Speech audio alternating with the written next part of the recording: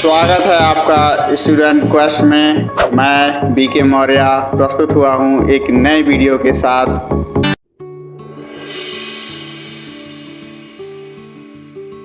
नमस्कार साथियों, आज हम लोग इस वीडियो में राष्ट्रीय हित नेशनल इंटरेस्ट के बारे में चर्चा करेंगे। अंतर्राष्ट्रीय राजनीति की एक महत्वपूर्ण अवधारणा है।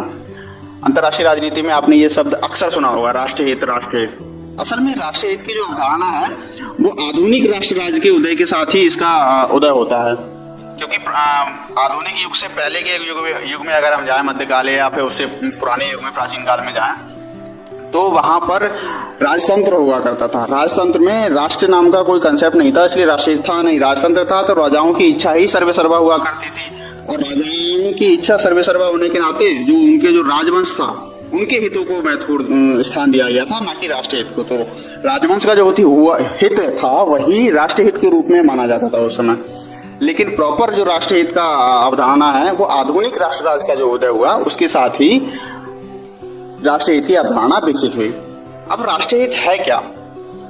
राष्ट्रीय हित को सिंपल भाषा में अगर हम समझे तो अंतर्राष्ट्रीय राजनीति में सभी देश जिन नीतियों और सिद्धांतों का पालन करते हैं, जिन नीतियों और सिद्धांतों के अनुसार अंतर्राष्ट्रीय राजनीति में देश अपने कार्यों को करते हैं, उन्हीं को राष्ट्रीय हित कहते हैं। ये सिंपल सी परिभाषा है। और ये हित कैसे हैं? ये दीर्घकालीन उद्देश्य होते हैं जिनको सभी राष्ट्र प्राप्त करना चाहते हैं, सभी देश प्राप्त करना चाहता है। इसीलिए वॉन डीक एक विचारक हैं, इन्होंने अंतर्राष्ट्रीय राजनीति में राष्ट्रीय हित को परिभाषित करते हुए कहा है कि राष्ट्रीय हित ऐसे मूल्य हैं जिसे राष्ट्र एक दूसरे के संबंध में सुरक्षित रखना चाहते हैं। जैसे भौगोलिक एकता। भौगोलिक एकता राष्ट्र अपने सुरक्षित रखना चाहता है दूसरे देश के संबंध में, बाकी मेरे जो भौगोलिक भूभाग है उसको कोई तोड़ ना दे, उसकी सुरक्षा बनी रहे। सेम दूसरा राष्ट्र भी यही चाहता है कि मेरा भूभाग कोई तोड़ ना दे। तो ये एक दूसरे के संबंध में सुरक्षित रखने की जो भावना है, यही राष्ट्रीय हित है। पंडित जवाहरलाल नेहरू ने भी कहा है कि किसी भी देश की विदेश नीति जो है ना, उसका आधार ही राष्ट्रीय हित होता है, ये राष्ट्रीय हितों की सुरक्षा होता है और कुछ नहीं है। विदेश नीति का मूल आधार ही राष्ट्रीय हित की सुरक्षा है। और इसीलिए किसी भी देश की विदेश नीति का जो केंद्र बिंदु है, अंतर्राष्ट्रीय संबंधों का जो केंद्र बिंदु होता है, वो राष्ट्रीय हित होता है। इसी को मॉर्गनथाउ ने भी अपने शब्दों में कहा है कि विदेश नीति की आत्मा राष्ट्रीय हित है। मॉर्गनथाउ ने तो विदेश नीति की आत्मा को ही राष्ट्रीय हित बना दिया। तो किसी भी देश की जो हित निहित होते हैं, जो अंतर्राष्ट्रीय राजनीति में जाके वो अपना वो कार्य करता है, सारी चीजें एक्ट करता है अंतर्राष्ट्रीय संस्थाओं के साथ, अन्य देशों के साथ में विदेश नीति अपनी बनाता है, संबंधों को स्थापित करता है अंतर्राष्ट्रीय स्तर पर, उन सब का जो मूल बिंदु है वो मूल बिंदु राष्ट्रहित ही है। और जोसेफ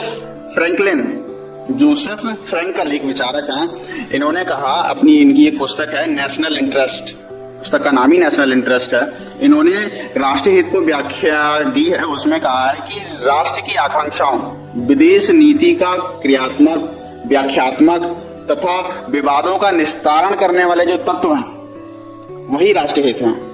राष्ट्रीय हित क्या है कि जो राष्ट्र की आकांक्षाएं क्या हैं, वो राष्ट्र की जो विदेश नीति है उसके क्रियात्मक, व्याख्यात्मक और उसके विवाद को निपटाने वाले जो तत्व हैं वही राष्ट्रीय हित है। इस तरह से राष्ट्रीय हित की एक परिभाषा और व्याख्या दी जाती है। अब हम चर्चा कर लेते हैं राष्ट्रीय हित को प्रभावित करने वाले कारक क्या हैं।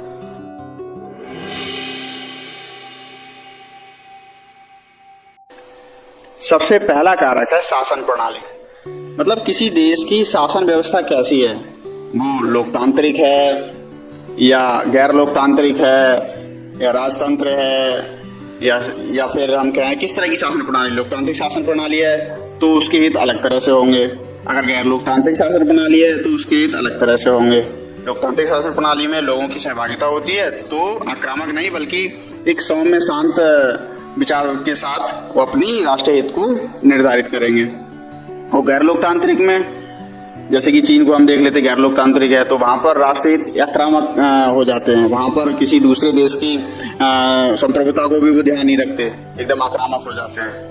तो ये राष्ट्रीय हित मतलब इस बात से बहुत ज्यादा प्रभावित होते हैं कि उसकी शासन प्रणाली कैसी है एक देश की। दूसरा है नेतृत्व।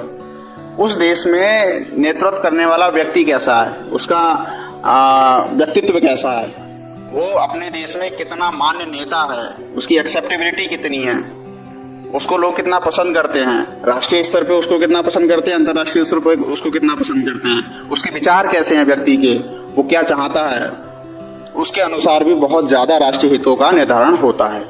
फिर अगला कारक आता है भूभाग या अवस्थिति, मतलब वो देश जो है वो कहाँ अवस्थित है, मतलब कहाँ पर उसकी स्थिति है, लोकेशन क्या है उसकी।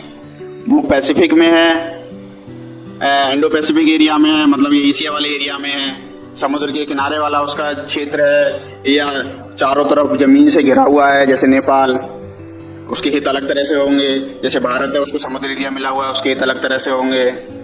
और वो कौन सा मिडिल ईस्ट एरिया में है, या फिर यूरोप में है, या फिर अमेरिका में है, कहाँ पर स्थित है, वहाँ की संसाधन कैसे हैं, वहाँ पर प्राकृतिक संसाधन है या नहीं, जल की उपस्थिति कैसी है, ये सारी चीजें, मिट्टी कैसी है, ये सारी चीजें निर्धारित करती हैं, उसकी अवस्थिति कैसी है। तो ये कारक भी बहुत ज्यादा इंपॉर्टेंट हो जाता है राष्ट्रीय हित को निर्धारित करने में।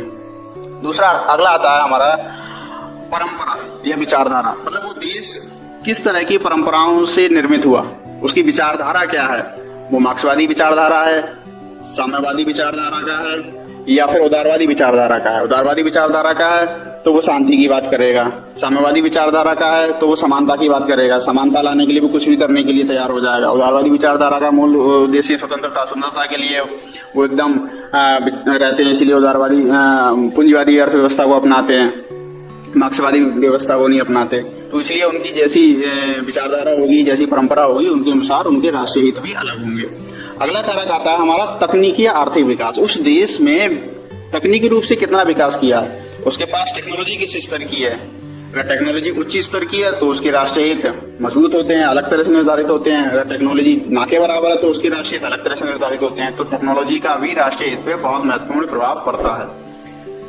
अगला हमारा इसका कारक जो आता है वो आता है क्षेत्रीय वातावरण, मतलब जिस क्षेत्र में वो राष्ट्र या देश की लोकेशन है, उस क्षेत्र का वातावरण कैसा है, शांतिपूर्ण है या संघर्ष वाली स्थिति है। जैसे मिडिल ईस्ट का एरिया है, वहां पर लगभग कमोबेश संघर्ष की स्थिति बनी रहती है देशों के बीच में, तो वहां राष्ट्रीय हित अलग तरह से है।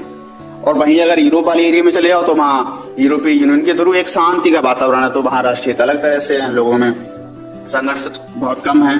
तो इस तरह से वो देश या वो राष्ट्र जो है कहाँ पर अवस्थित है, उस क्षेत्र का वातावरण कैसा है, ये भी काफी हद तक निर्धारित करता है। और अगला कारक आता है हमारा विश्व व्यवस्था, मतलब अंतर्राष्ट्रीय स्तर पर जो शक्ति का केंद्र हैं, जो व्यवस्थाएं हैं, वो किस तरह की हैं, वो बहुत ज्यादा निर्धारित करती हैं किसी एक राष्ट्र की राष्ट्र हित को।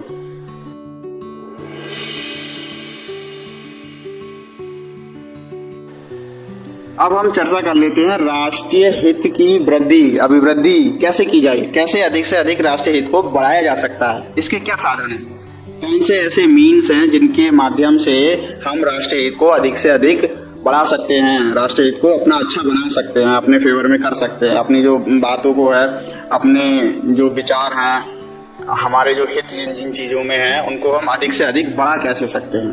तो पहला आता है, अच्छा इस चीज को जिन्होंने वर्गीकृत किया कि कैसे जो माध्यम बताया, वो दो विचारक हैं, पामर एंड पार्किंस।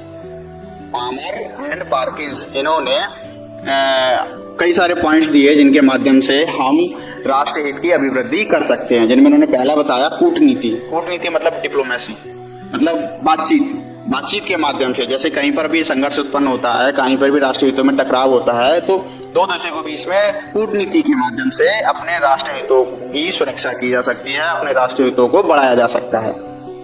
अगला आता है प्रचार, राजनीतिक प्रोपेगेंडा भी जिसे बोलते हैं, कि इतना प्रचार कर दो अपने विचारों का कि सामने वाले को लगे कि नहीं यार ये बोल रहा है तो ये सही बोल रहा है, ऐसी चीज है तो वो सही है। जैसे किसी देश के बारे में मतलब निगेटिव प्रचार करने लगो कि ये देश बहुत ज्यादा खराब है। जैसे कि भारत एक ये वाली टैक्टिक अपनाता भी है पाकिस्तान के बारे में, जो कि सही भी है, वो प्रचार करता है इस चीज का, फैलाता है कि नहीं पाकिस्तान क्या है, आतंकवाद की जननी है, आतंकवाद का केंद्र है।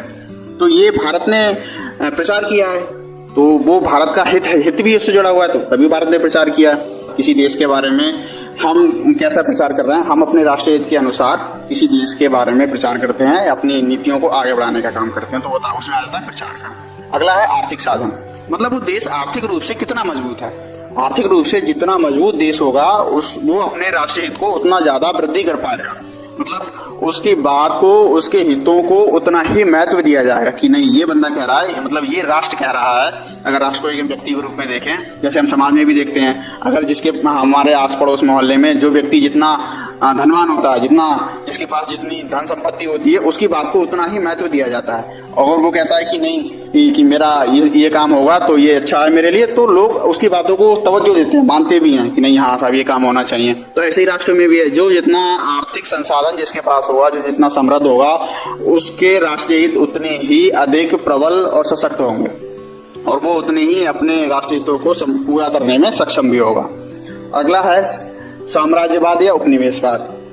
ये आज के समय में इसका नया रूप आ गया है, जिसे हम बोलते हैं आर्थिक साम्राज्यवाद। मतलब जितना आर्थिक समृद्ध होंगे तो वहां पर दूसरे देशों में निवेश करेंगे, निवेश के माध्यम से न्यू साम्राज्यवाद भी इसको नाम दिया जाता है, और अपने कंपनियों के माध्यम से, प्राइवेट के माध्यम से, ये सारी चीजें वहां पर जब हम ज्यादा से ज्यादा इन्वॉल्वमेंट हो जाता है तो राष्ट्रीय हित एक देश अपना पूरा कर लेता है इसके थ्रू। फिर संगठन व संधि व संगठन के माध्यम से राष्ट्रीय हितों का वृद्धि की जा सकती है।